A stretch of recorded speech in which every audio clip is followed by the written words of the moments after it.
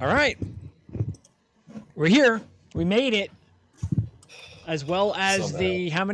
how many fans are in the chat? Did you say, Mike?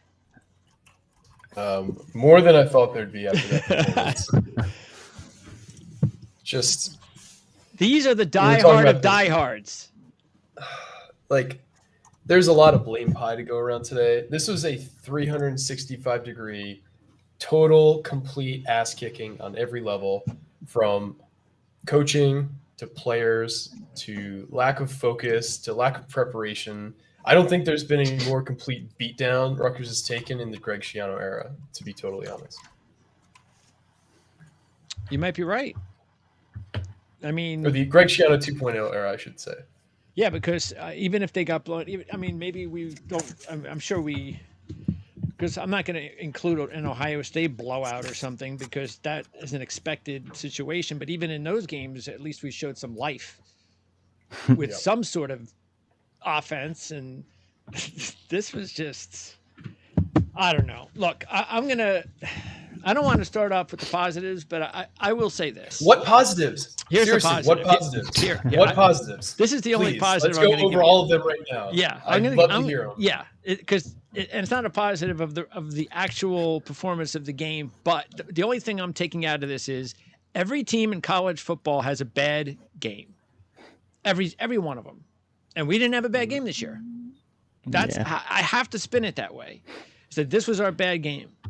This was our clunker, our shit show, the guys weren't ready, injuries, whatever you want to say. We had our clunker, and that's the only way I can spin it. The only way, because everything else we're going to talk about is going to be negative. Honestly, this game was lost when we had 3rd and 2 from the Iowa 37 on the first drive of the game after we stopped them early, and we committed 2 straight false start penalties, and then we had to punt to them on 4th and 11 from the Iowa 46 or whatever it was. At that point, it was like, okay, if we're not going to get a pick six, we're not going to get a scoop and score touchdown, if we're not going to get a short field set up by an errant throw by Deacon Hill or a mistime fumble, like, we're not going to score. We're just not. We were moving the ball in bits and chunks, but as soon as it came down to like a 3rd and 6, we were either calling a run play or Gavin was throwing it to God knows who all over the damn field. Like, there was never a point in this game where it felt like, okay, we coming, let's go. Like, when Max Melton didn't return that interception at the end of the first half for a touchdown, I was like, okay, well, I guess we're not scoring for a while. That's it. That's what I thought. Exactly what I think a lot of us thought. There was our opportunity for a pick six, and we, even though it was Max's best play of the season, we still had something to be disappointed about. That's how ironic that was. Yeah. Yeah, this offense just stinks. Like, there's no way around it. Gavin's just. I have my notes right here, and I can tell you right now. I wrote one really big so everyone can see. That's my off-season note. Need a transfer quarterback. Yeah, I'm out on Gavin. Like, I'm out. He is not good enough to win us games. We've played in 4 games where we're the underdog this year. We've lost on average by like 18 points in those games because we cannot win a game where we are outmanned. The quarterback needs to elevate us. He can't do it. And today, like I said, plenty of blame pie to go around. The biggest slice is not going to Gavin, but sometimes shit's happening and you need that quarterback to elevate you, and he is not that guy. So if you need a guy who can just hand off to Kyle Monungai and let him run for 1,000 yards and lead the Big Ten in rushing and have an offensive line that's totally revamped under a really good offensive line coach and a coordinator that's above average for the Big Ten, you didn't show up today. But Gavin is not leading us to comeback victory. And you want to point to the Michigan State game, which I know a lot of you trolls are going to point to. Look at how we won that game. We had a blocked punt. We had a guy who muffed a kickoff return. Well, he muffed the punt. Well, he muffed the punt, but then we on the following, or not the following kickoff, but we got a kickoff that was like, a perfect execution of a pooch kick, and they lined up incorrectly for it, and we pick up the ball at like the 20-yard line. So you can't act like he led us back from a 21-point deficit in the 4th quarter, because he didn't. There's an interim head coach. One against the interim head coach, like, just Deacon Hill, baby. Yeah, Deacon Hill. Oh, go on. His previous high in passing yards in his career before today was 116 yards. He almost doubled it against Rutgers. 223 passing yards today. Ryan Ferentz, they've been trying to chase the guy out of Iowa City for how long? For like 3 years? He totally coached circles around Schiano and Harris-Simiak today. It was embarrassing. They used motion so well. They schemed up so many guys to have so much separation in this game. I'm just stupefied by how poor the entire performance today was from this team. Shitty OC with an offense that's missing what? Running back 1, tight end 1, tight end 2, tight end 3, wide receiver 1. Like, and they just offensive line. You know how many offensive linemen they're missing too? They're missing at least 3 starters on the offensive line. This is a total embarrassment. Yeah. What was the time of possession? Time of possession was Iowa 38 and a half minutes. Rutgers 21 and a half minutes. 21 and a half. Yeah. That's why I don't want to hate too much on Harris-Simiak, because it's the same thing as last year. The offense is on the field for 10 seconds, and it's like, hey, throw them back out there to see if these tired ass guys can do it again. And it's like, no, they can't. So Iowa was one of the worst teams in the Power 5 this year before today in terms of time of possession. They were averaging 27 minutes a game. That's disgusting. I'll say this, is that I think it's important that we do have these types of games, because I think the more it happens, the more Schiano has to realize that it just can't be Gavin Wimsatt. It just can't. And the more that they win with him, and it like masks the deficiency at quarterback, the worse it actually would get. So I think that these things have to happen. It has to. Because he cannot be the week 1 starter next year. And if they don't get a transfer, then Sarace better be the starter in week 1 next year. There was a stretch either late in the third quarter, early in the fourth quarter, where it's 1st and 10. Gavin steps up in the pocket. He runs into his own guy, fumbles the ball, lands on it. 2nd and 17. He steps up in the pocket. He has only one man to beat in about 15 yards of open space. And instead, he throws it about 7 yards into the stands over Sean Bowman's head. And then on 3rd and 17, he throws it to Christian Dremel on an out route into the dirt. He was only about 8 yards away from the line of scrimmage. So it's just like either the play. Again, today was a total beatdown, but it's either the play calling that's awful, the quarterback that's awful, the execution that's awful. I think it might be a little bit of everything. I lean towards Gavin is the weakest link of the offense, because if you look, like, he was the least accurate quarterback last year of Power 5 starters who got at least I think it was like over 140 pass attempts. This year, he still has that title. And after today, he went 7 for 18. I think that's 39. Not even 40%. Yeah. 39%. He's only going to take that by a bigger margin. So, like, guys who are like vehemently defending this guy, who talk about his athleticism, talk about what he brings to the run game, he doesn't ever keep on the RPO. He had multiple opportunities today where the end just sucked in. And I don't know if the coaches tell him, don't keep it because we need to keep you healthy. We don't want you getting banged up like you did last year. I don't know if that's the case. I doubt it. Or if he's just handing it off because he doesn't want to get hit, or he's not reading it correctly. But, like, when you're running an RPO on about at least 50% of your run plays and you keep it about 5% of the time, defenses, they're not biting on it. Yeah. We just happen to have a guy in Kyle Monungai who's got excellent vision and just constantly makes, the first, second guys miss in the backfield. Like, there was a play today where he's dead to rights. He's about 5 yards behind the line of scrimmage. He gets hit. He gets bounced back for another 2 yards. At this point, he's like 7 yards behind the line of scrimmage on 1st down. And he just plows forward and ends it up with a 2-yard gain. Like, that is Kyle Monungai.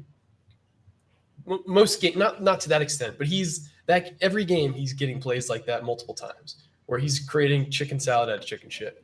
So, like, if we have Sam Brown, who looks like he's got no burst anymore as our lead running back right now, and I know he's coming back from an injury, like, how many wins do you think we have if he's our lead running back and Kyle Monungai hasn't broken out? Probably have 4 wins right now. Yeah. Monungai has ground out several wins for us this year. Well, Benjamin would have been the starter for the first month of the season, because Brown I can't and believe Young we're were not out. playing him more either. Yeah, the flashes he showed early in the season. What are we doing? You're putting Aaron Young in. Yeah, I don't have a problem with playing Aaron Young, but like I do a little bit. I feel like there's better options. He had some decent plays today. He picked up I think a 3rd and 2 or 3rd and 3. Yeah, like he's not his only carry. Yep. Yeah, his one carry. Yep. Yeah. Now, and then that's the crazy part is like there's so many people in the media world that have hyped up Wimsatt all off season long. I watched him just as much as any of them. Maybe I missed a practice or two and they tried to be assholes about it and call me out on some stupid shit. Yes. Maybe I missed 1 or 2 where Gavin might have went off, but for the most part, I've seen just about every practice. And he was the same quarterback as last year. I don't know what the fuck everyone's seeing or if everyone's just licking boots. Like, and I don't know. Let's keep this in mind. He was a 4-star. But the number one issue with that out of high school, and our site said it more than anyone, was he has accuracy issues. He has accuracy issues. You watch him in a t-shirt and shorts when it's all these camps in the Elite 11, couldn't hit anything. Couldn't hit the broadside of a fucking barn. There's like a 5-minute cut up of him at the Elite 11 of just like total like, it looks like a blind man firing an assault rifle. It is just like nowhere near his guys. It is literally just throws on air in shorts. And he's young. He's 19, Mike. He's only 19. He's only been here for 3 seasons. 20 now, yeah. And I am totally in the Mike Leach camp, the Kyle Shanahan camp of like, if you're not accurate, I don't want anything to do with you because you're just not going to fix that because it is inherent. Like you're either the kid who can hit the stop sign with a snowball or you're not. Yeah, like Josh Allen. He's the only guy that has ever raised his completion percentage from one level to the higher level. That's it. He's the only guy that's ever bucked that trend. And going back to your RPO thing and the keeper and not keeper, we've talked to Gavin multiple times throughout the offseason, throughout the preseason, training camp, even after a couple weeks into the season. And he said every time, like, Kirk trusts me. Kirk tells me, like, he trusts what I see. I get the option. Maybe he doesn't say it specifically. I can make the read option. But he basically said that Kirk's trusting him more than anything. We talked to Kirk. Kirk says the same thing. I trust Gavin to make the right calls. I trust my quarterback. And that's why Tanner Morgan, who had a noodle arm, was such a good quarterback for Minnesota. He trusted him. He was smart, though, and accurate, and that's all that mattered. This one's not smart and accurate, and it's like, oh, shit. And there's not a better option. So everyone that's throwing in the comments saying probably a Johnny, play Evan, like neither of them are a better option. Well, maybe you could debate slightly, but they're all pretty similar, and it's Gavin's running ability that they didn't use at all today is the best option they have currently. Yeah, I think Evan and Gavin probably are close to the same competency, but like Evan has his fatal flaws too. I don't think anybody's saying like Evan is clearly the better quarterback because it's not true. We don't have a good quarterback on the roster. No. Every single quarterback we have is either too young to make an impact or has fatal flaws. We just happen to be playing the one with the highest theoretical upside. We keep talking about this mythical upside that Gavin has as a quarterback, but like if you play guys too early and you have them develop bad habits, you have them seeing ghosts, that is hard to get out of a quarterback. And that's the problem Rutgers has had for years and years, dating back. They almost ruined Mike Teal playing him too early when Reinhardt struggled, and they threw him to the Wolves against Syracuse. They threw Tom Savage in there too early and got him beat up. They threw in Kartzikowski in too early. It's happened across several different coaching staffs across, decades of being a Rutgers fan. We play guys too early at quarterback, and it really does irreparable harm. Gavin probably was played too early, but there was nobody better than him that you could justify playing. Like Noah Vedral was not a good quarterback last year, but we played him because he was the most experienced, the guy who gave us the best chance not to mess things up. Now we don't have that experienced guy anymore. So we're trying to figure out who gives us the best chance to win, and they all have big warts on them. The staff has chosen Gavin, and they've basically decided we're not going back on this. We're going to ride this out. So we're talking about the head coach who had Gary Nova, who had 5-6 interceptions, and he kept them in a game. Is Simon it's healthy? Crazy. Yeah, Simon's healthy. Yeah, 100%. Okay, I mean, so the thing that really bothers me is that, like what we saw. What game did he come in? Simon? Simon came in the Indiana? Wisconsin game. Wisconsin game when Gavin clearly got targeted by their star safety, something Wohler. Yep. Comes in, literally plays 3 plays. Touchdown. Leads them 30 yards down the field for a touchdown. Okay. First score of the game. And I've been the biggest critic of Simon too, saying I don't believe he's an FBS quarterback. But if he's on your team and he has the one drive that actually looked pretty good and he hasn't played it all this year, then why don't you just play him just once? Just give him it. Like, how does he not get in this game? How does he not get in the game in the fourth quarter? How do they not just put him out there and give him a chance? They don't even have a chance to come back, like a 22-0, like, or 15-0. I mean, I think even 13 points they're screwed. Like, wouldn't you just like to see if he has anything? It's not about putting him in because I want to try to win the football game. It's just let's put him in to see if maybe what he did in Wisconsin was something. Maybe there's something that he's got this year that we just didn't expect, but it looks like he's never getting in. No, I've seen enough of him in practice to know it's not much different. It is what it is. But real quick, we do have a couple donations. HJG, I can't talk today. $2 said Angry Mike is the best Mike. You're welcome. I got a lot of piss and vinegar right now, and I have plenty more to share, so stick around. Dory Lashes donated twice, actually. He said, real disappointing was obvious. We were handicapped by our quarterback, was okay while we were able to keep it close.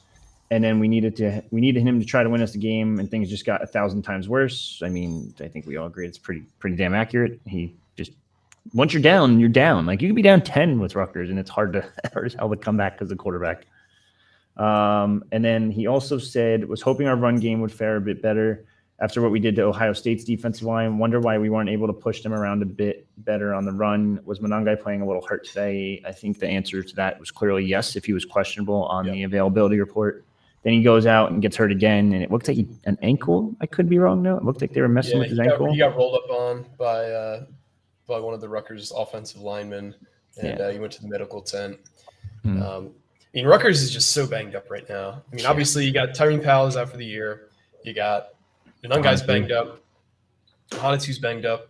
You got Conga's banged up. You got not Jonah Jackson. You got Jaquay Jackson, who's banged up now. Johnny Langan's banged up. I mean, this is just football. Like, that's going to happen. Guys playing hurt. I mean, guys have been playing hurt since the second game of the year. It's just the way it is. But I feel like we've had a rash of injuries. Robert Longerbeam got hurt today. Flip Dixon got hurt today. Like, this is not ideal right now. We're on a 2-game losing streak, the first losing streak of the year. I felt it's weird how much I felt like we were in the game last week against Ohio State versus how we were today. Yeah. At no point today, outside of the first quarter, did I think we had a chance. Like, there's just, when you just get that, like, sinking feeling in your chest, it's like, it might be 3-0 at halftime, but there was never a point in the first half outside of the first defensive stand where we held them and the first offensive drive where we got down to the 37. But once those penalties started, it's like, it's going to be one of those days, huh? Oh, yeah, the 5 pre-snap penalties in the first half and then a 6th in the second half. Every time we had a little bit of momentum, we had one of those penalties. Yeah. And there were probably some penalties that Iowa should have had called against them. Iowa didn't have a single penalty called against them today. 0. Not a single penalty called against them. That is so rare to happen in a game. Occasionally it does. Occasionally you play a really tight, clean game. This was not a clean game for them. They were getting a little handsy on some defensive, on some possessions where I thought they should have had a DPI called against them. There were some plays where I thought they were holding pretty clearly. They're going to get calls for them. The Big Ten has a pretty big incentive to not have just like a 7-5 shitbag play against the Big Ten East champion like they did last year with Purdue. Iowa represents their best opportunity to have that. They're now 8-2 with basically like turnstiles left to play. They've already clinched a share of the Big West title as of today. They just got to win next week against Illinois or the following week versus Nebraska. Both teams have been terrible this year. Oh, yeah. Yikes. 10 points against Maryland. That's all that. If they can have a 10-2 Iowa team who's ranked 13th in the country play against Michigan or Ohio State in the Big Ten title game, that'll really boost the resume for whoever ends up winning the Big Ten title game from the East, because this Iowa team is going to get totally boat raced by whoever they end up playing in the Big Ten title game, whether it be Ohio State or Michigan. I have absolutely no doubt. Like, if you told me that the spread was 19.5 right now against either of those teams, I'd put $5,000 on that, on the Big Ten East champion. They're not a good team. Rutgers just got totally dominated today in every sense of the word. They deserve to get their asses kicked, from the conservative play calling on offense to just getting totally outcoached by Brian Ferentz to Gavin Wimsatt looking totally lost out there. There was nothing that went well for us today outside of us having, a freak bad game like Greg was alluding to. There's literally nothing I could point to that was like, at least that happened. No, there's nothing. Absolutely nothing. Ian Strong showed a couple flashes. I'll give him that. Like, there was a couple, like that first catch. I think it was the first catch, second catch, where the DB was like almost on top of him and just ripped and spinned. And then he had a couple nice catches. And then Gavin throws it back here. Gavin throws it here. Gavin throws it this way. And it's like, oh, what the fuck? Hit him in the hand. That Ian Strong catch was incredible, because that was a 3rd and 1 that got pushed back to a 3rd and 6 because of a pre-snap penalty. Mm-hmm. And Gavin rips it in there into tight coverage. Ian Strong rips it away from the DB and goes another 10, 15 yards down the sideline. Mm-hmm. But the drive stalled there. So you're right. There were a few oasis plays that you could point to and be like, at least that little glimmer was there, but there wasn't much. It was 95% bad. Yeah, 0 sacks, 0 hits. Remember they had one, and that was negated for Max Melton pass interference. Mm-hmm. Yeah. Of course. 0 hits is wild for a defensive line that's raved about quite a bit. And for an offensive line for Iowa, like you said, is missing 3 starters. Like, it's the trenches were just not there on either side. The Reggie Sutton, I know, like, obviously he's playing, he's the best of what they have right now, but he looks like he's just slower than molasses out there at times. And I get it. He's had some significant knee injuries, but like, you're going to tell me none of these young guys are stepping up? There was 1, 2, 3, 4, 5, 6, 7. I think it was six freshmen and like 3 transfers came in that year. I think whatever it was. I think in Schiano's first 2 classes, he took his first 2 full classes. I won't count the 2020 class because he showed up and like 9 days later they signed. But his first 2 full classes, I think he signed like 15 offensive linemen between portal and freshmen. So like for basically none of those guys to be making an impact, and I'm not saying none of them are, but it's like 2 or 3 maybe that are actually playing, between Gus Zelinskis, between Holly Pierce wasn't even a scholarship guy. He was a walk-on. Yeah. Curtis Dunlap's starting. Needham probably would be starting if he didn't get hurt. That's But I think Trefani doesn't do anything really. He doesn't play at all anymore. He went from rotation player to like non-existent. And Kobe Asamoah was a starter last year, non-existent. Jacob Allen injury, obviously. Dante Chin injury. Joe DeCroshy you took, and he had an injury, and now he's still injured. He's still on the out report. Amir Stinetti, nothing. Stone, freshman. And then Taj White. Taj White, we saw a lot, and we saw promise out of Taj White. And then they're just like, nah, you know what, Reggie, just go out there. Who were the freshmen? Stone, and who else? Anybody that we can look forward to next year? Rivera? Dominic Rivera's moving up the chart. He's slowly getting there. I wouldn't even say Stone, just because Stone's a center and Zelinskis is there. Moselle Williams is decent. He's getting there. They're freshmen, so it's like 2 years away at least, and maybe a year away. And like most of these guys, like it just doesn't seem like they're pushing at all on the depth chart. And we don't have an official depth chart, but I could kind of basically tell you what it is. Like, but these guys that they recruited this past cycle better than what they had the last couple of years as far as freshman recruits? Are they at least looking like, because that's what you're hoping, is that even next year, I mean, what does it look like right now for next year? For next year, it's Holland Pierce, depending if he comes back. I would imagine he does, just because, I mean, how do you not at this point? Dunlap's gone, Sutton's gone, so your right side of your line's gone. You have the same center, same left guard, and same left tackle. It's you're gonna have to replace the entire side of the line. I just don't know. Can Taj White step up at tackle? Can it's going to be a battle between White, Rivera, Needham, if he returns correctly, Missouri, who was non-existent as well. He was a starter for what, 2 games, 3 games, and he's gone now. So it's Pat Flaherty's got to do something with this line, and you got to hit the portal. Like, there's no questions about it. But the issue with the portal and linemen is they're the number one. It's either number 1 or number 2. I would say it's number 1 probably. Number 1, like, highest bidded recruit in the portal. Like, they're like 600,000 for a group of 5 linemen. That was average. Willie Tyler is getting paid by Louisville, and he's stunk. Like, in fairness, though, look what Louisville's doing this year, and he's just starting. Is he starting right tackle or left tackle there? Right tackle, I believe. I'm not sure on that actually. That's a good point. It was right tackle. So what are they, 10-1 now or 9-1 on the season? It's tough to argue with the results there. Yeah, they're going to be in the championship game against Florida State, so at least that'll be a good one. I'm sorry, he's left tackle. Of course he is. Yeah, he's had his struggles per PFF, but he's also had some really good ones. He's got multiple 80 grades, multiple 76 plus grades. Like, I don't know. It's tough. And like the offensive line, like I know everyone like raves about it being better. Is it though? That's what I really question, because it's better, but how much? I think people are taking it like here, and it's more like here. And Monangai makes it look better. We've gone from one of the worst offensive lines in Power 5 to that average, which is a huge jump. And it's hard to tell. Again, it's so hard to tell because the quarterback is so bad. That's why it's really hard to tell. Yeah. It's not like Wimsatt goes back there and he's getting mauled.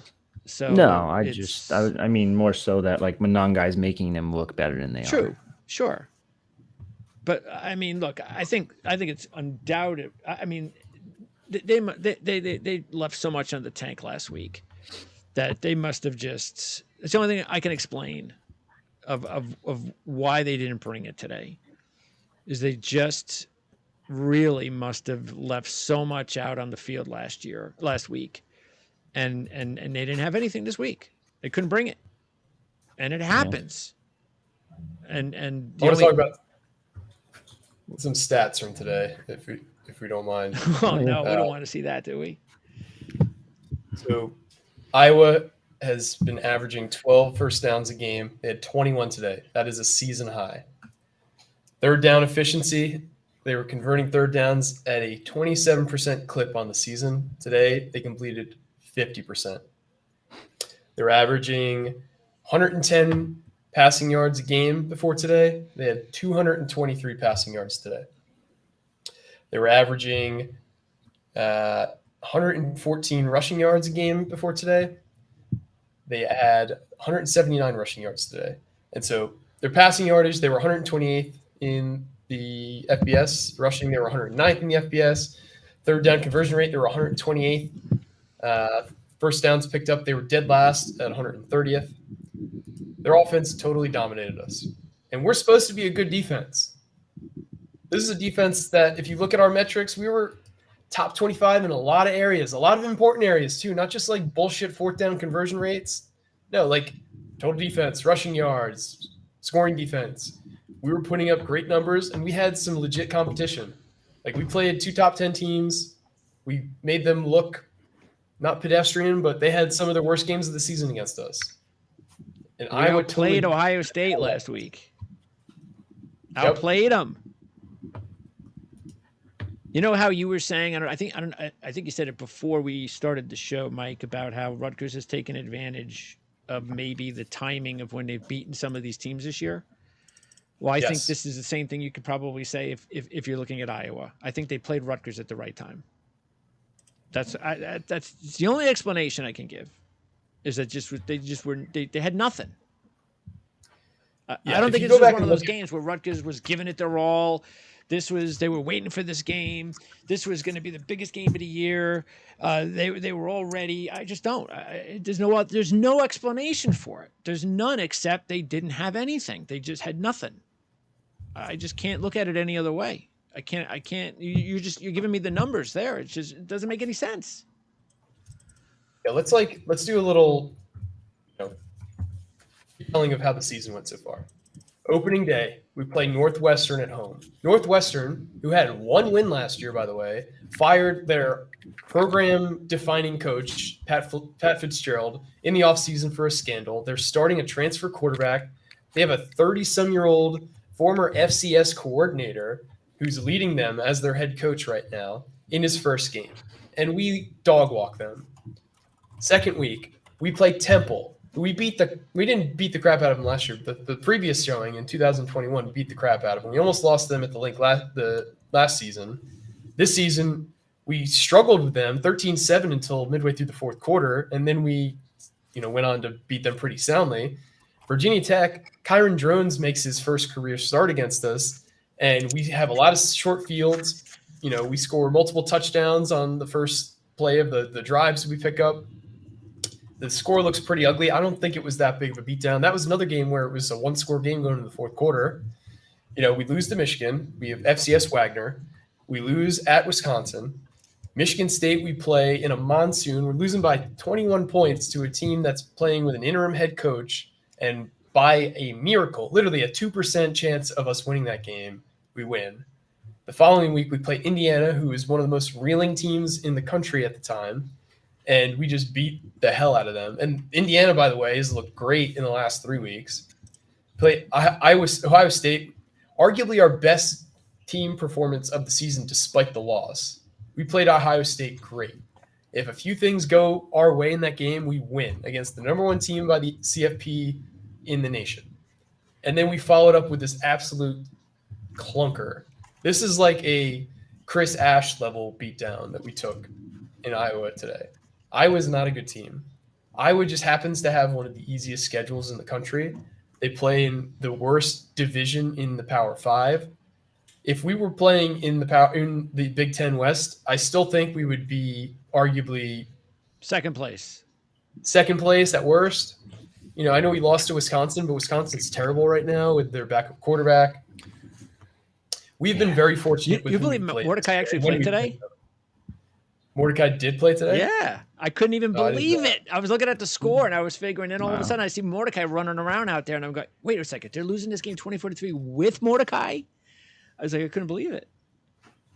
And the absolute worst part about this loss is that Penn State gets dominated today by Michigan, totally demoralized. They're going to have nothing in the tank next week. Yes. If we beat Iowa, we are riding so high going into Happy Valley against a team that is so low that I would argue, similar to Ohio State, which we said would be the best opportunity to beat them in a generation. The 2014 game, we still should have beat Penn State. That was an all-time pants pooping by Gary Nova, throwing like 5 picks in that game. Still love the guy. Still would take Gary Nova in a heartbeat right now. But he totally crapped the bed in that game. But this would be the closest, in my opinion, that Rutgers and Penn State have been since that moment. And we're going to have nothing going to that game. Emotionally, physically, we're totally just depleted right now. Well, if the injuries come into play, then that's gonna it'll be justify your statement there. But if Jackson's back, if Monongai's back, I think we are going to see next week, and against Maryland, it'll be proven whether or not this was just a bad week. I'm not willing to give up as bad as they look this week.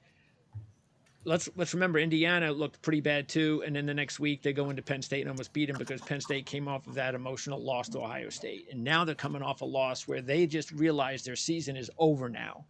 Everything was about winning one of these 2 games against Michigan and Ohio State. They just lost both of them. They have to be completely just psychologically out of it, and if we can't compete with them next week, then we've got serious issues, because I still think that after this performance, you would expect that they would be up next week. They don't want to play like this again.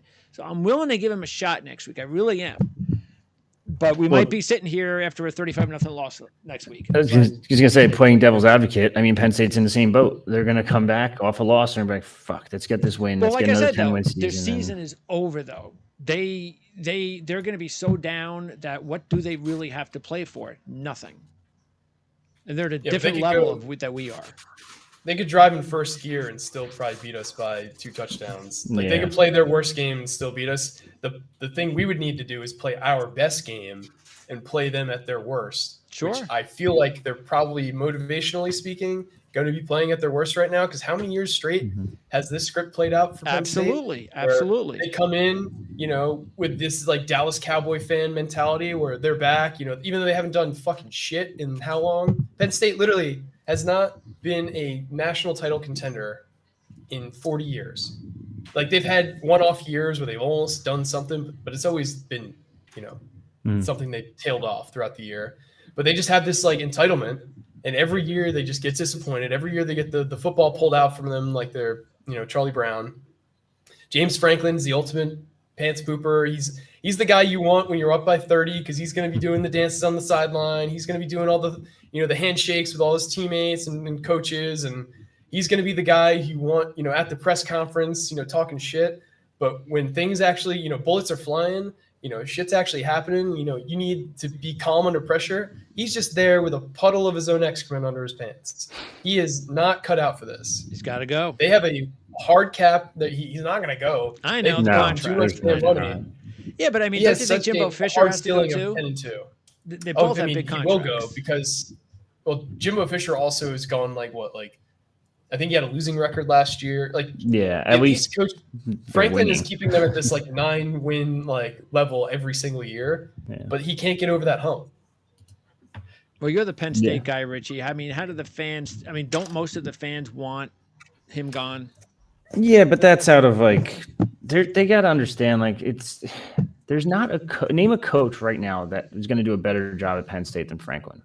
You're not going to get past that gap. There's no one out there right now that realistic options. Don't tell me Urban Meyer and fucking Kirby Smart and all that.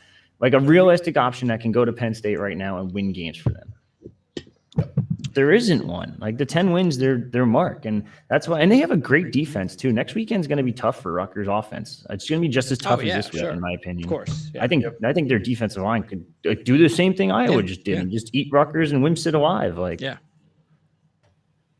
they're going to have to. I mean, there's no way we're going to play the way Indiana did. It's not going to be a 35, whatever game. That ain't happening. It would have to be an ugly 13-10 game because their offense is terrible. It is. Their wide receivers are really bad. Their wide receivers are just as bad as Rutgers, to the point where where I watch both every week. I'm at the point where I think Ian Strong or Jaquay Jackson could be almost a starter over there. It's both receiver cores combined make an average Power 5 wide receiver core. It's that bad. For them to recruit at such a high level and for them to have so little production from their wide receivers, I know that they've had some dudes who went to the NFL, Allen Robinson, Chris Godwin. They get that one random Dotson, yeah. They have dudes fairly regularly, but they can't really turn that into, top 10 flashy offenses teams like Ohio State can. There just always seems to be a massive flaw. Is that a recruiting machine, though, Richie, as far as it doesn't really matter who the coach is? They're just going to continue. They're always going to get the same guys, or does he do a really good job of recruiting? To an extent, yes, but to an extent, no. So, I think Franklin's one of the best recruiters in the country by far. There's no question about it. It's hard to sell kids to go into a valley in the middle of fucking Pennsylvania and be like, hey, this is where you're going to spend 4 years of your life. And you look around and you're you're from Cali and Texas, and you're what the fuck is this? Counterpoint. You go to the whiteout and you're okay, I want to play in different. Yes. A little bit different. That's not, it is like that most weekends, not every weekend. And that's going to play a factor too. Kinnick Stadium was a fucking monsoon of fans today. Right. Not the right terminology there, but it was just, I think that's a big reason why Zwinskas is over here throwing snaps left and right. Oh my God. And that's the other thing. You have Iron Brown. He was literally the starter all camp, all spring, and then suddenly, the day before the season starts, he's just not the guy anymore. It made no sense. And then I asked him about it a week in, because I got him an interview week after week 2, week 1, whatever it is. Hey, when did you find out you were a starter? He goes, they kind of just told me we don't have a starter. It's it's just we're gonna go with the guy we want, and he told me it was me this week, and I was oh, so we're gonna see it rotating. That's fine. We haven't seen one fucking rotation. Just say you're the starter. Yeah. Oh God, it just it drives me nuts. But yeah, back to what I was saying. It does sell itself a little bit, and it is easy to sell, I guess, because the program has such the whole Penn State of Pennsylvania. All you have to do is really recruit that area, and you're good. And it kind of goes to show you what Rutgers could do if you recruit the state of New Jersey, but these kids don't want to stay home for the most part. So yeah, it's tough. It's a tough one. Can you blame the? I was going to say when kids... the first time around when Schiano was able to get the McCourty brothers, and he was able to recruit really well, Davis and so forth. Where did those guys come from, Mike? How was he able to do that? And because that's doable, isn't it? Again, especially now that the team's in the Big Ten. I don't know if it is without NIL support. I think an Anthony Davis nowadays is going to get fucking $500,000 to go to a school like a Chase Basantis. So NIL does throw a complicated wrench into the situation. But if you look at how Schiano recruited, he started his winning in earnest around 2005. He wasn't pulling in good classes until like 2009, 2010. Yeah.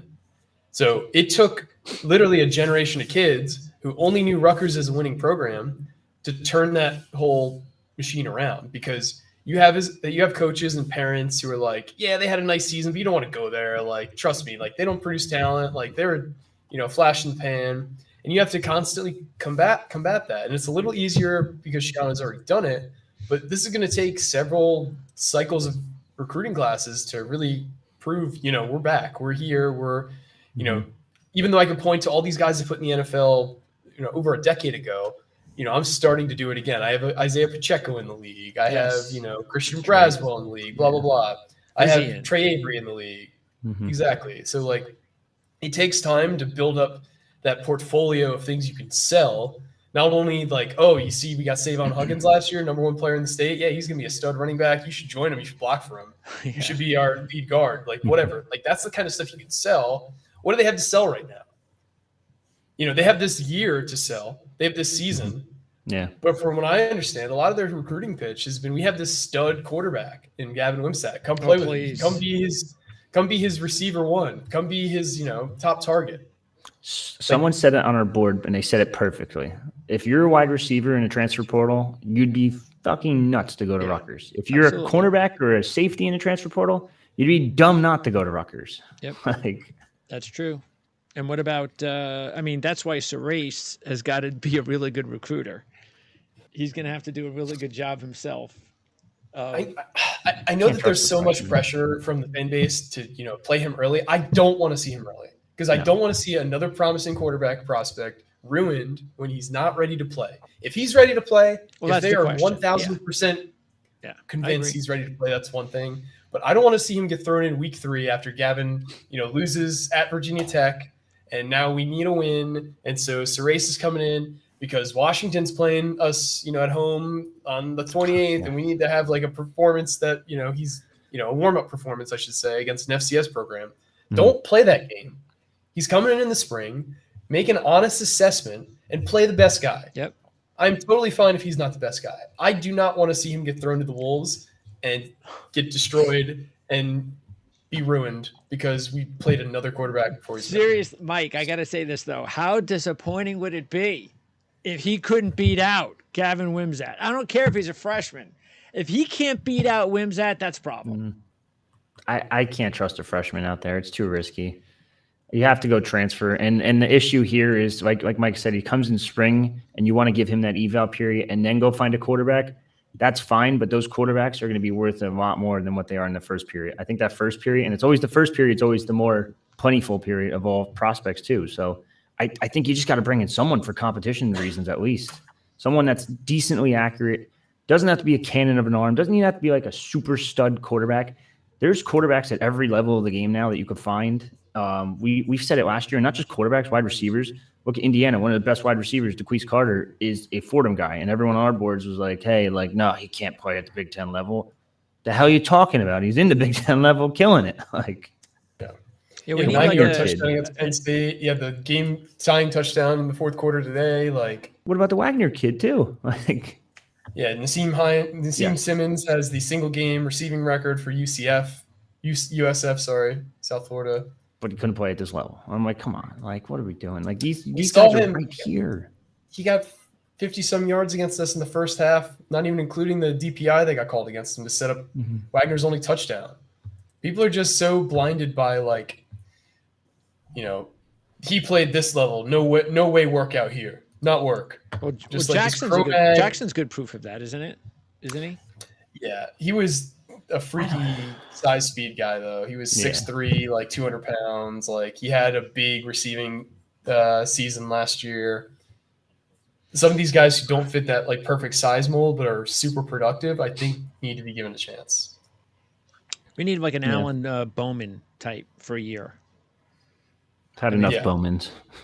Bring a guy like that in for another Texas Tech guy. Bring another fifth, sixth year guy that's just looking to hang on for one, not going to the pros, just wants to play one more year. There's got to be someone out there, and I don't know who it is, but there's got to be a quarterback that's like.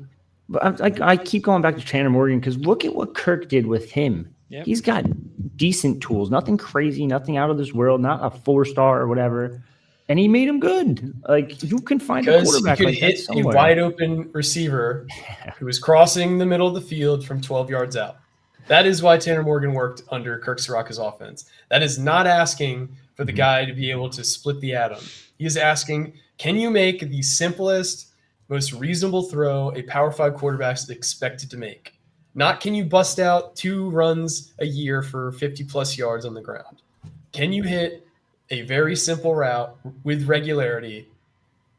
Because if you can't really run Kirk Soraka's offense because he focuses so much on those in-breaking drag routes across the middle of the field. He likes to have big receivers. Like, how often can you overthrow a 6'4" receiver? Because Gavin does it more than any quarterback I can remember. You get Wemby out there, you catch everything. Jaquay Jackson got hurt because on a 15-yard comeback route, Gavin threw it 40 inches in the air, and he had to jump up and get just like suplex, or not suplex, but he got tackled really hard by Cooper DeJean. If that throw is like, on eye level, he's probably not hurt because he doesn't have to jump and like land on his tailbone and break his tailbone. Here's some examples. Like, well, first of all, how about you bring in EJ Warner? No, bring him in. Stop. No. Stop. All right, now look, you have Colorado State. They've got this freshman quarterback who took over for Clay Millen, and he's looked pretty decent. They can't keep both of them. One guy is going to be available. And by the way, the Braden Fowler Nicolosi, the kid from Colorado State, is like top 10 in passing from Colorado State. And then you've got quarterbacks from Texas. Well, remember Texas State was able to get TJ Finley from Auburn. Texas State. Colorado State just put up 5 points in the first quarter against San Diego State too. So it's I don't know. There's names out there, like you can't really speculate on the quarterback just yet, just because you don't know who's going to be out there, and money's going to be an issue. You're going to have to grab that money because you just spent what, 400, 500K on Gavin Wimsatt? Like, that's the rumor. So I mean, you're going to have to go throw that money somewhere else. Guy in Holy Cross is from Long Island, who I've been banging the drum for years. His name's Matt Sluka. He's been the highest graded quarterback on the PFF for the last 2 years. Maybe not the highest, but he's in the top 10 the last 2 years. He was 8th last year. He's 3rd this year. Putting up crazy stats. He's a mobile guy. He's almost won 2 games this year against FBS competition. He lost by 3 points at Boston College in the second week of the year. He lost by 3 points today against Army. Like, the dude is just so good. He had 170 rushing yards today, 150 passing yards today. He had 330 rushing yards in a single game against Lafayette, along with 258 passing. He had 85 passing yards that game. But the dude is just an all-around athlete. He is what a dual-threat quarterback looks like. 6'3", 215 pounds, 62% completion percentage. Don't kill for that. Last year, I think he beat an FBS program. He beat Buffalo at Buffalo. He went, what was this? He had an undefeated regular season, and he lost to the eventual national champions in the FCS playoffs. That's the kind of guy you should go after.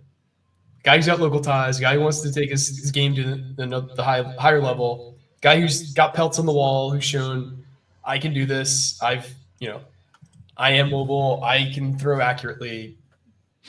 If you're going to go after a portal guy, go for a guy like him. He's got a year left too, right? I think. Got a year left. He started 48 games as a college quarterback. It's maybe not 48, but he started over 30. Yeah, but you know what? I mean, I think the problem, like you said, Richie, is that we can sit here all day long and talk about all these quarterbacks that are going to be available, but we said it last year, and they went out and got nobody. And they didn't try either. They didn't try at all. Yeah, but will they try again? Do you think they'll try? I mean, why would they try? After today, you have to. I think it's just kind of. I don't know. It's a weird comparison, I guess, but it's like the NFL. You get a new OC, they're going to want to bring in their own quarterback. Like in the NFL, it's the same thing with college. New OC, I can't imagine. I think he was like, "Hey, I got to work with what I got right now. Let's see what I can do," and it's not working. It's just 0 points today. It was just pitiful. That's why when we said at the very beginning of the episode, you have to have games like this. It has to be. You have to prove to Schiano that this is not going to work. This isn't it. This can't be it. The pick six. What the hell was that? Which one? Not a pick six. I'm sorry, the interception. And there was almost another pick six. That interception. Yeah. The worst part is if you look at that from the all 22 footage that they showed on the replay. Nobody was there. He has two receivers wide open. I know. He has Isaiah Washington crossing across the middle open. And he has Ian Strong going down the sideline open. And he throws it directly to the Iowa defensive back. Yeah, the walk-on Iowa defensive back. And to be fair, the game is out of reach at that point. I know. He's making a risky play. It happens. But nobody was there. But nobody was there. And I also want to just pull back a little bit. We all understand that this is a huge step forward this season for the program. They've made 6 wins. They're bowl eligible. We are competent on offense as opposed to the last few years where we were as bad as Iowa the last few years up to this point on offense. It was a struggle. Everything relied on good field position or special teams. That being said, you can't talk about, what we were thinking in the preseason as to where we are now, because with new data, you can have new expectations. If we were terrible, if we said we thought they were going to win 5 games, I would have no problem with us predicting we're probably not going to win that many because we don't look that good or we've had injuries. Total opposite too. We looked better than expected, and our opponents looked worse than expected and had quite a few things happen that gave us advantages over them. So with that being said, we are right to have higher expectations because we know this is a good team. Rutgers is a good team this year. We've played every opponent well up to a certain point. I'd say we played every opponent well into the third quarter until today. Including Michigan. Including Michigan, including Wisconsin, including Ohio State. This game, total and complete ineptitude. From the coaching standpoint, player standpoint, preparedness standpoint, blah, blah, blah. That's why at the end of the season, we have to look back at this game and we have to just say that this was the only game that we had a hiccup. We can't have this turn into we lose the last 4 games of the season again. Yeah, this is total. This is the egg that was laid. That's it for a game. Yep, that's how it has to look. Because if that's why I'm saying I'm willing to give him another chance next week, and maybe we'll be competitive, and it'll be a 4-quarter game, and we'll lose, and that's fine. But we can't have another one of these. I don't see a 4-quarter game against Penn State next week. No, I don't either. Well, we didn't think we were going to have a 4-quarter game against Ohio State. I actually thought we were going to play Ohio State close. Unfortunately, you almost hit it on the nail on the head, right, with that prediction. I don't remember what my prediction was on it, honestly. The one that I almost hit exactly was Indiana. I predicted 31 to 14 or 31 to 13, and it ended up being the other. But I thought that we just matched up well, though, Ohio State, because they were having offensive line struggles. Kyle McCord was injured and was shown he could be rattled. They didn't really have a world-beater offense. We're playing at home, coming off a bye. Ohio State had played 4 straight really tough games. It set up well for us. Unfortunately, we shrunk in the moment. Yep. By the way, I do have to disagree with one of our viewers, JJ, who said hopefully Schiano gets fired or resigns in the near future. Yeah. And I have to bring it up because of the fact that, as you know, Richie, there are fans out there that are going to say this. And I think a lot of these guys are probably kids that weren't there when Schiano was the coach the first turn. And I don't think they understand what he did for this program and what he can do. It's not even like what he can do. He's showing it. Like, this program was an absolute dumpster fire. Like, Chris Ash I'm sorry. You can argue Flood, whatever you want, either way. I think Flood's a good guy, but he wasn't a great head coach. He was a first-time head coach, whatever. Kind of ran it down a little bit. The next coach should have been able to at least bring it back to respectability. This man literally, Chris Ash, trashed this program into the ground, buried it 6 feet under, dug it back up, dug a deeper hole, and then buried it again. Like, it was absolutely brutal. No one wanted to come to Rutgers. He was fighting off Old Dominion, Temple. There were G5 Charlotte. I was like flipping guys. It was insane. Like, what you're flipping like what was it? FIU commit at one point? Miami, Ohio. Like, it was just absolutely insane what was going on. So now just look at that from what was it? Like, I don't even know now, 5-6 years ago. And look at it now. You can see progress is clearly happening. So just say fire Schiano stupid, and it's just the dumb. I'm sorry, but that was just the dumbest take. You ever see that meme where it's like, "You, sir, have made me feel dumber than I ever thought I could."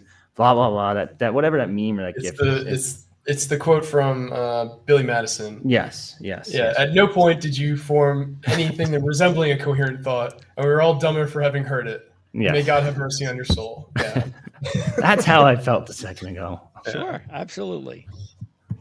Yeah.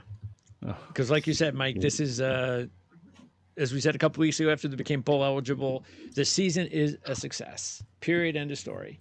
Yeah, even if they lose the next 2 games, it's a success. But yeah, and I know somebody asked, do we think we could beat Maryland? And absolutely, I think we could beat Maryland. Yes. Maryland has no defense. They have, they've lost 4 straight games. They won today against Nebraska, who's terrible. Nebraska, I think, has the highest negative turnover margin in the Power 5. I think they're at -14 right now. Terrible team, rebuilding under Matt Rule. But Maryland does not scare me. I mean, they lost by almost 40 to Penn State last week. Like, they're just kind of just Talia and everyone else. That's basically their whole team is their quarterback. So if you can get to Talia, I think we could beat them. But by that point, like, Maryland might be, 6-5 going into that week. We might be 6-5. We both might be beat up.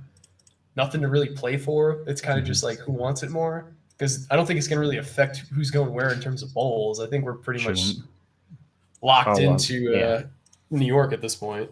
Yeah. But Yanks. Is that where we're going? We're going to play at Yankee Stadium again? I would seems like it. Bet the house on it after today. Yeah. Oh, jeez. Oh, well. And when I don't mind that. I'd rather go there on December 28th than go to Detroit on December 26th. At noon. Yeah, like that's. Yeah, no, I agree with you. That's 100%. And you'll have a bigger fan base there too. And if you can somehow figure it out where it's like, I don't know, Rutgers, Syracuse, or Rutgers, Boston College, because that's be an ACC school, you probably get a pretty damn good crowd at Yankee Stadium. Although, I don't know if I'm throwing Kyle Monangai out there, because that field is going to be dog water. Like, that is just rough, that field. It's like MetLife turf times 10. And it just, remember the slipping, what was it, a couple years ago? Where everyone on the field is just slipping up and down because they just put like turf on top of the dirt, and it's like, hey, that works. Like, no, like it's the worst stadium ever, but for a football game. For baseball, it's mid-tier, and I'm a Yankee fan. But yeah, it's going to be the Pinstripe Bowl. And I've been told by multiple people already, the Pinstripe Bowl is like, they want them. They want Rutgers. Of course they do. Like, it's local. You're going to sell more tickets with Rutgers than anyone else. So I'll see you at Stan's pregame. Yeah, Syracuse, Boston College makes a lot of sense. Either one of those teams. Yeah, that's probably what it's going to be. So, but yeah, losing to Maryland and losing 4 straight into the season, I think at that point is going to be a major disappointment. So hopefully we give Penn State at least Can we make it a 3-quarter game, Mike? I mean, if this is the team we see next week, in terms No. This is not the team we see next week. I mean that from the standpoint of we're not disciplined. We look totally unprepared. Yeah, no. We're getting coached. If the other team is coaching circles around us, I don't think we're going to stand a chance. If we come out and play Penn State like we did in Michigan, I think we could give them a fight. But that also was in September. That was also when we didn't have half our team banged up. That was also when Gavin had not had any sort of, confidence-breaking plays that he made. All he had was good vibes going into that. If you look at how Northwestern played out, how many design throws, how much they scripted that to have Gavin be successful early on in the season. Like, it's easy to forget, like, Northwestern, I think he threw the ball like 18 times in the first half. We haven't had a game that even resembled that since. And it's part of that circumstance. Part of that is, okay, it's not Gavin's day. We're going to run the ball. And we've had Colin Mungai who's been really successful at doing that. Or we've had short fields and we haven't needed to. But when Gavin gets thrust into these situations where he has to be the guy who's leading us to victory, it's not suiting him because he's not ready to do it. He is ready to hand the ball off. He is ready to take the wide open lanes when it's there and when it's called. But he's not ready to, make that choice. He's not ready to, regularly get 3rd and 7 completions to, extend drives. He's not ready to not sail a ball 5 yards over his receiver's head and, have the ball going the opposite way. I mean, guys who are like vehemently defending Gavin. I don't dislike Gavin as a person. I don't dislike him as a player. But can we all admit that like these flaws that he has have not improved at all this season? No. Can we stop pretending like there's been this big improvement? No. Nothing's changed. He's a MAC quarterback. That's what he is. He's not a I don't even know if I go that far because they throw a ton. Like, I think he completed like 47% of his passes last year. I think he's right around there this year. I think he's maybe at 49% after today. Maybe 48. 49 if might include today. I'm not sure if it does. Man, we got to keep our fingers crossed that this doesn't happen again next year. All right. Need a quarterback. That's it. Go ahead and give me the percentages then of each of you believing that Rutgers will have Wimsatt, Surace, and a veteran transfer quarterback next year. No, that's not happening. Probably They're not not. going to take a transfer. They're stubborn. They're not going to do it. Because the problem is you bring in a transfer. Gavin is not going to take that well. Gavin's probably going to transfer. Mm-hmm. You've also got the situation where Schiano had to kind of stick his neck out to help Gavin get these NIL deals. So you have these companies paying hundreds of thousands of dollars who are close to Rutgers who believed Schiano when he said this is going to be our star quarterback, and now you're going to bench him for some random transfer after you paid him literally hundreds of thousands of dollars in NIL money. And then the next time Schiano goes to them and asks for money, they're going to be like, are you kidding me? You said this is going to be your star. You benched him after like 1 year of being the full-time starter. Now I'm not giving you any more money. You've also told all these recruits you're bringing in, this is going to be our star quarterback. This is the guy. This is the guy who's going to be throwing you the ball. He is painting himself into this corner. Yeah. So he has to ride it out. It's unfortunate, but it's the way it is. Then there you go. No transfers. No. It's a race and it swims that next year. You get an easier schedule next year, which is nice. So that's helpful, I guess. But still it's gonna be tough against those like the better defenses, and you've seen it against better defenses. They just struggle. Can't do anything. And that's why I think next week's a wash, like at this point. And that's why I think Maryland's probably a win. And I think you end with 7 wins, and you just all right, cool. Let's go to pinstripe. 7-5 season this year, big success. I'll buy it. I think the over/under was 3.5. Go ahead. Big success. As long as they despite the flaws of this team, this is a successful season. But another year without the signature win. Another year. When is the last signature win you can really point to and be like, this is a win that hyped the entire fan base up? Arkansas, maybe. Arkansas, yeah, that was a good one. I remember that one. Bobby Taccio, Richie, is there any legitimate chance of getting Jalen Matthews? He got $500K laying around. If not, then no. Hence why he's not with Penn State anymore, because they don't have $500K laying around. So, especially not for an offensive tackle that's a recruit. Like most of them, they're just not going to pay. They're just going to save it for the portal, and that's just it's portal recruiting. Are you seeing a significant drop in talent overall as far as offensive linemen from the high school levels? At Rutgers? No, in general, nationally. or just, because obviously the National Football League has just a major offensive line issue. I think it's more so it's just so hard to, like, for recruiting wise, it's so hard to judge a lineman in high school because you don't know how their bodies are going to fill out. Like who was it? JD DiRenzo. Like no one saw him coming, and he went to Sacred Heart, dominated, and then came to the Big Ten and still dominated. And it's like, all right, now he's in the NFL. That it's just hard to tell but he was like 250 pounds in high school. So, like, we see him as a senior in high school, 6'5", 250, and we're like, he's getting bullied big time. Like, maybe I don't know if he's going to be anything. Then you see the 6'6", 330-pound kid, and he's got to lose weight at the next level and kind of be able to maintain that speed and stuff, and he can't do it. So I think high school recruiting is just weird for offensive linemen. It's very hard to judge. Sometimes you could tell, like, hey, that guy's got a ton of talent. Like Chase Basantis, stud. You saw him out of high school. Now he's a starting freshman offensive lineman at Texas A&M. Not saying much because they stink too, but it's still very impressive in the SEC. So I would just say lineman recruiting is just very, very hard, and that's why they're one of the biggest portal targets now. I think that's probably the single hardest thing to scout in high school recruiting is how kids deal with physicality, because linemen, both sides, defensive and offensive, so rarely go against another Power 5 lineman that it's like, okay, Jalen Matthews playing in the Shore Conference. He's not a single guy he's probably going against that is going to the Power 5 on the defensive end or defensive interior. Same thing for receivers, right?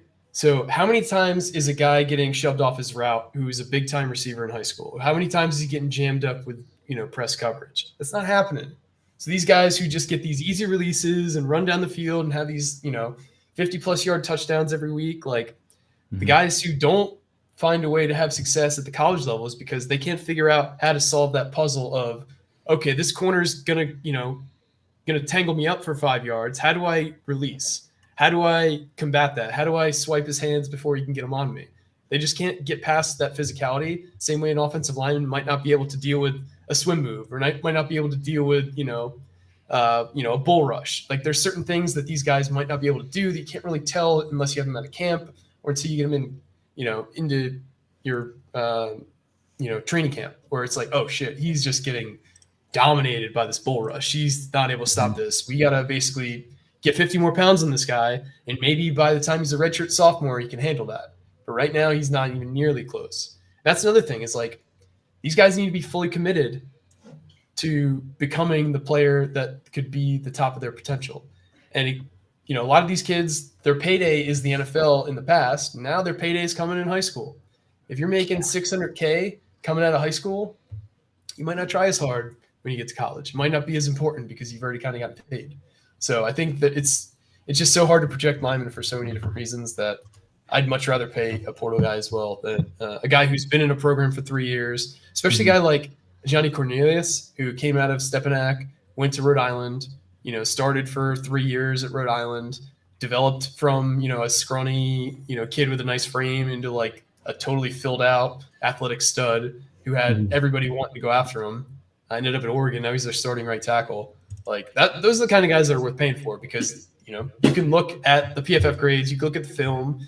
He's dominating every metric that you can possibly find at the college level against 23-year-olds. Whereas an 18-year-old might just be like tossing around 14-year-old kids on, maybe like half of his games.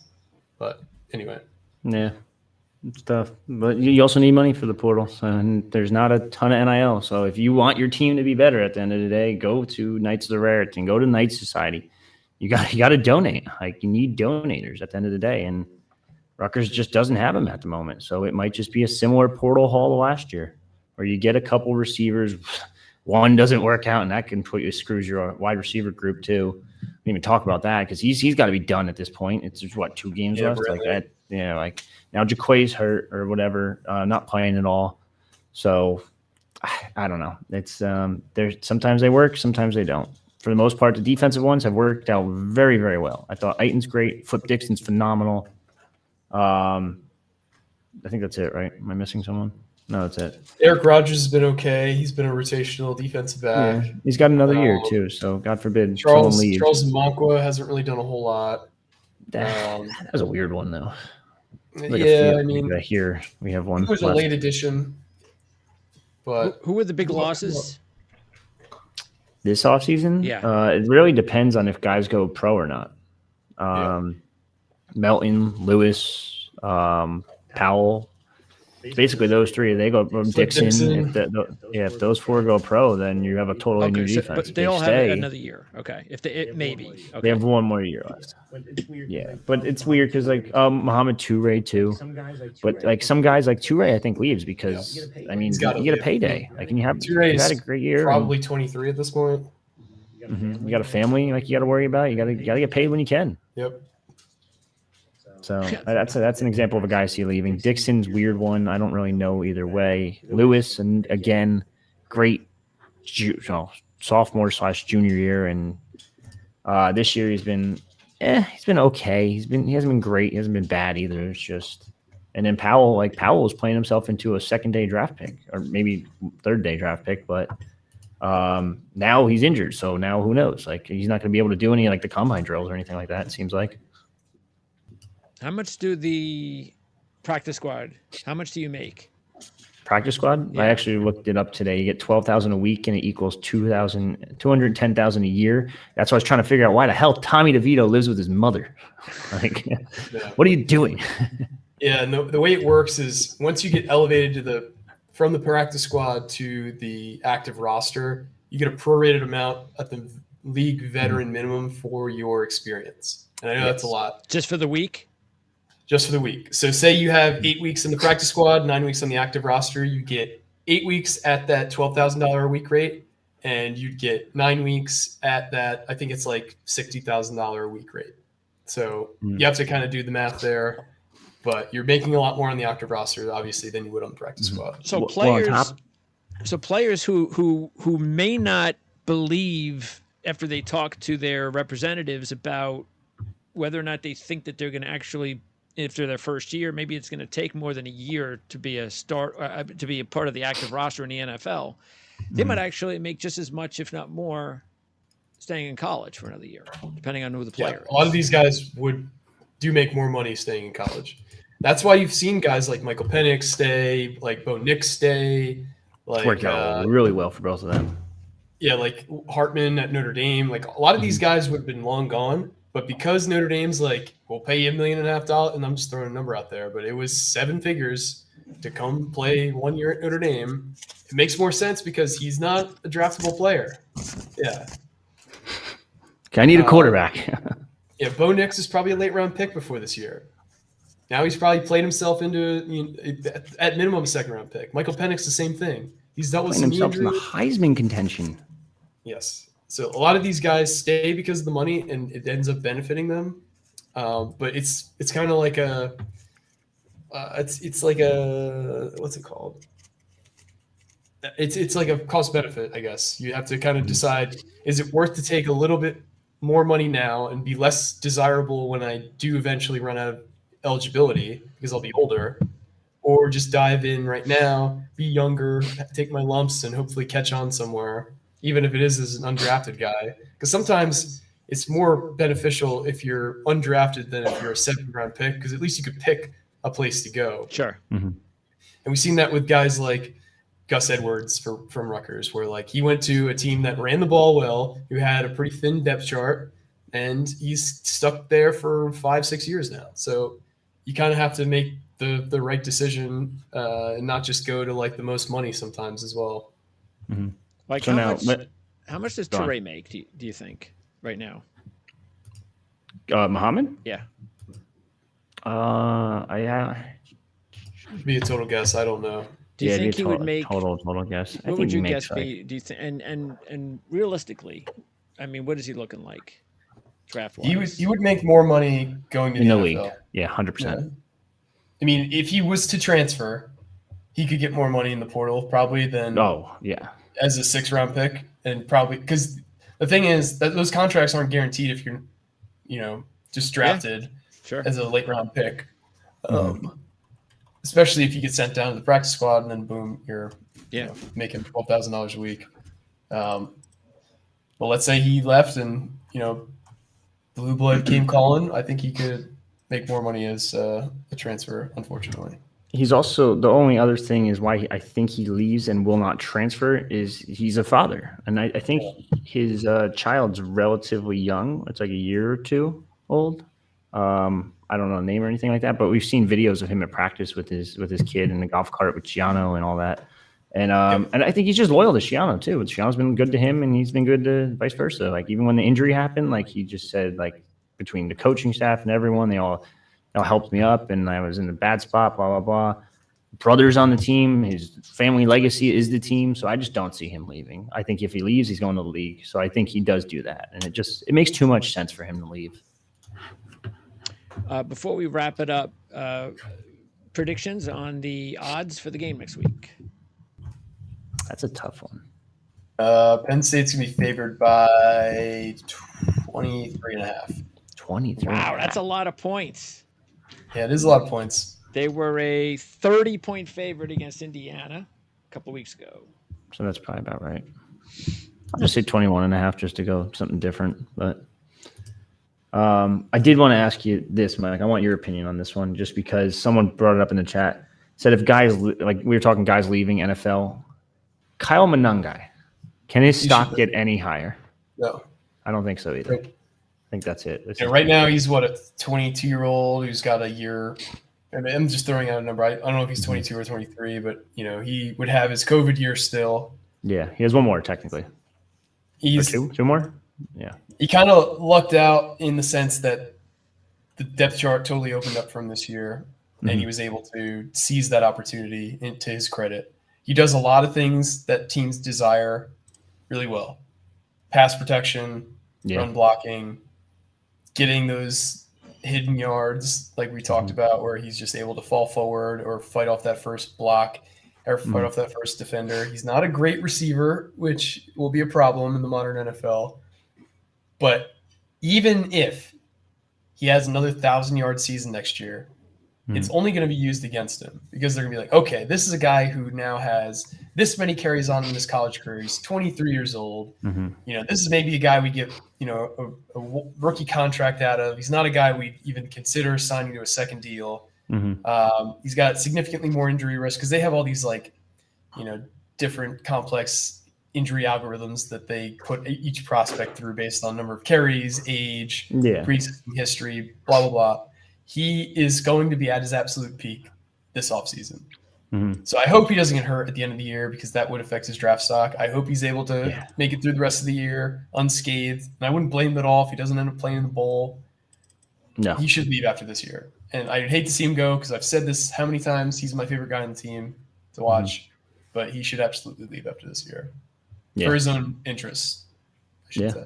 Especially because you have tape now against Ohio State, against a couple of the big names now, and a good tape, not like just tape. You have really good tape against Ohio State's defense. And after the way Pacheco's looked, that kind of thing does work in the NFL. They track where these kids come from, the programs, and if they think Pacheco can turn into a 7th-round gem, then they would think that Monangai could be better than the average running back in college based on the same parameters. So it would make more sense. So I mean, when Rutgers gets a guy to the league at running back, they produce. Just like Rice, the DBs, Edwards, him, Pacheco. So. And who would be the running backs? What would the backfield look like next year if he's gone? Sam Brown, Sean Benjamin, Aaron Young, a year 6, some freshmen. Do they have any? Who's the freshman coming in? 2 of them, Winovich and Ed Greer. They're not going to play. They're not going to play early. I'd be shocked. It's just such a deep room. But then again, Benjamin, I thought he was good, but I didn't think he'd play this early. And he looks like the best running back of the group. But not minus Monangai, so don't take that out of context. Yeah, I still think that there's something up with Sam Brown. He does not have the wiggle. He doesn't have the burst that he had last year. It's the few carries he did have today, it was just like he got the ball handed to him and he just ran right into a defender. Like there was no shot he was making anybody miss. And it's been that way all year. It's foot injuries are weird, especially on bigger body guys like him. So it's like I don't know. It could, like I said before, I think I said this earlier in the season, when he came back, 1 week he could be great. The next week he could be like, oh shit, I can't walk. Like, it's tough. So yeah, well, maybe next year he'll be a lot healthier, and looks like we may need him. So. Just want to answer this, Nick. Yes, Salam is now a cornerback. So portal or bust.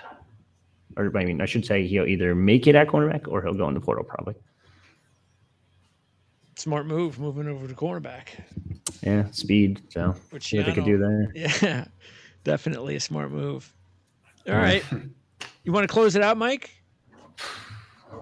I know we had a lot of fire and brimstone spoken out today. A lot of it was focused on Gavin. Probably not all warranted for this game specifically. More so just like a build-up.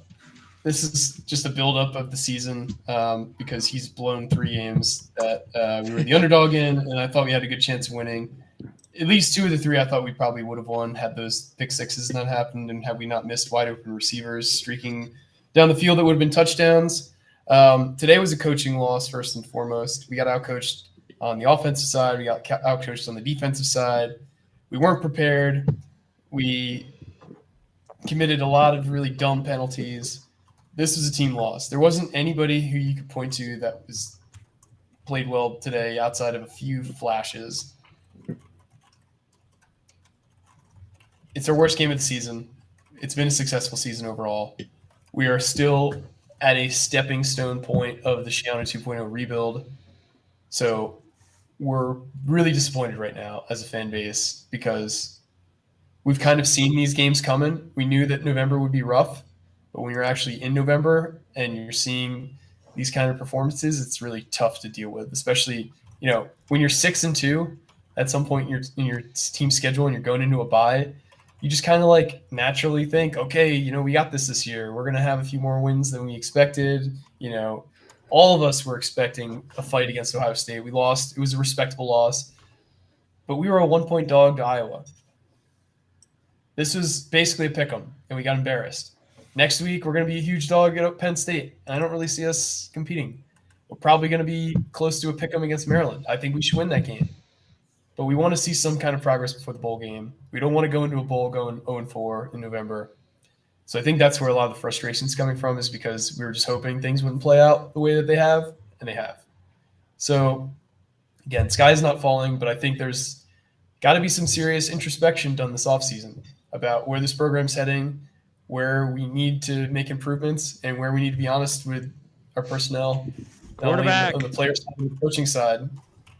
I don't see us winning big games with our quarterback play the way it is. So either he has to take a massive step forward, which is unlikely, but theoretically possible, or we need to figure out who is going to be a better option, whether that be through the portal or that be through high school recruiting. I don't think we should play a freshman quarterback.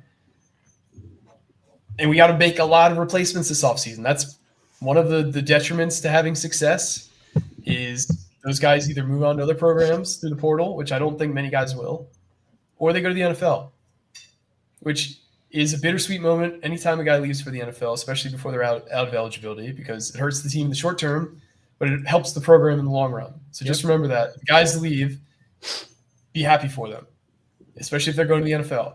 And they have success. Only going to benefit us, and they have success. Yep. Because that's only going to benefit us in the long run. That's right.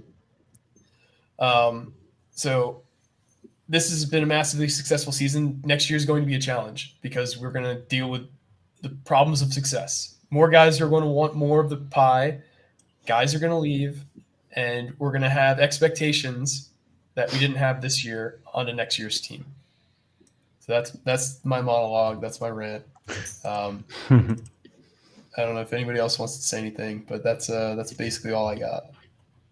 Well, I want to thank the diehard Rutgers fans in our chat once again, and especially anybody that donated. Appreciate everybody's passion. It was a really awful week, but again, I'm like I said, I'm gonna give him a chance next week. I'm gonna turn the game on, and I'm gonna hope and keep faith that this week was a blip, and then when we come back next week, I hope that we'll be talking, even if it's a loss, that we'll be talking, because I know it was unfortunate that we weren't all together for the Ohio State post game, but hopefully we'll be all together next week if they have even if it's a loss, if it's a really tough, hard fought game. We need to correct the ship, get it back going, because everything was going fine, even in the losses. And let's just hope that this was just one bad game, Richie. Yeah, I agree with you. We'll see what happens next week. Another tough defense, another tough matchup, and like Mike said, probably 20+ points spread. So not going to be easy, but you just got to hope everyone's healthy this week going into that one. And if you're not healthy, it could be that 20+ point. If you are, you could put up a good fight. See you guys next week. One quick thing, Rutgers basketball plays tomorrow at noon at home, if you can make it. If not, that game will be on Big Ten Plus. Yes. Perfect way to lead into the NFL schedule for the week. I think there's a lot of ugly games tomorrow. So if you're trying to avoid a Jets or Giants disaster, you can check out Rutgers basketball. Just imagine being, like I am, a Rutgers and Jets fan, and having to deal with these offensive quarterbacks and this offenses, especially lately. It's that's what you call, I think, sadomasochism is the official terminology. Yeah, it's bad. But, I got to watch Tommy DeVito tomorrow. So, well, at least he gets to have his mom's chicken cutlets after the game. Yeah, that's true. That is true. They got to be decent, right? With the last name DeVito. So, yeah. By the way, I got one more. There you go. Happy Ace Bailey Day. That's the good news from today. Did he sign? No, not yet. But once his game's over today, he will be signing his national letter of intent. From what I know, it sounds like it's already in. So you guys can little round of applause. Ooh, very nice. But it hasn't been officially tweeted yet. I guess if that's the terminology. It will be posted very soon, and Ace Bailey is a Scarlet Knight. And Dylan is just going to make us wait. I don't know what the fuck Dylan's doing. Yeah, it's getting it's a new rumor every week. Yeah, I'm done with it. I'm tired. By the way, the BU game, was that televised at all? BTN Plus. BTN Plus. Okay. Which is so the only way you can watch it is if you have a subscription to BTN then. Yes. Oh no, you need to pay extra, like subscribe BTN, like the channel. You can have that, and BTN Plus is another $10 a month. So just tack it on to your Netflix, Hulu, Peacock, whatever. Jeez. So just go throw more money at the conference that has a multi-million dollar TV/streaming deal. But they're like, hey, we don't want to use this streaming network that we just signed a deal with. We're going to throw it on BTN and try to get more money. And it's like, go fuck yourself. And that's the game again tomorrow. BTN Plus. Yes. Tomorrow noon, BTN Plus against Bryant. Bryant scored 140 points in their last game against a D3. A D3 school. You got to preface that. But this is not a total pushover. They are not also a team that should even hang with Rutgers. Mm-hmm. But it's a bigger test than Boston University. I believe that they have Doug Yeater on their team, if I remember. Yeah, they do. Oh, they do. St. Peter's kid. He didn't start though. I thought he's on the bench. He didn't start. He is he's basically the sixth man. Yeah, I looked up their team today. Just a quick preview. They have a bunch of transfers: a LaSalle guard, a Miami transfer, someone else. What's UMass Lowell? So I think Rutgers might have saw that kid last year, technically. I didn't really look into it because they're going to beat Bryant by a lot, so it doesn't matter. Yep. And the Georgetown It'll game? be fun. Georgetown is Wednesday. That's a big one. I believe that'll be on BTN. That one's televised. I know that. I'm not exactly sure. Is that part of the conference thing though? That the Gavitt games? So that might be a That different channel. That is Gabba Games. I wonder if it's a different channel. Check real quick. That'll be on FS1. So Yep. even bigger audience. Nice. Wow. So that's a big game. We'll see. All right, and you guys will be on to talk more about this. Oh wow, you guys talk about this game again, don't you? In 2 days. We'll talk basketball. Yeah, probably. I'm sure. All right. Again, thanks for everybody checking in here. Better games to come, and we'll see everybody.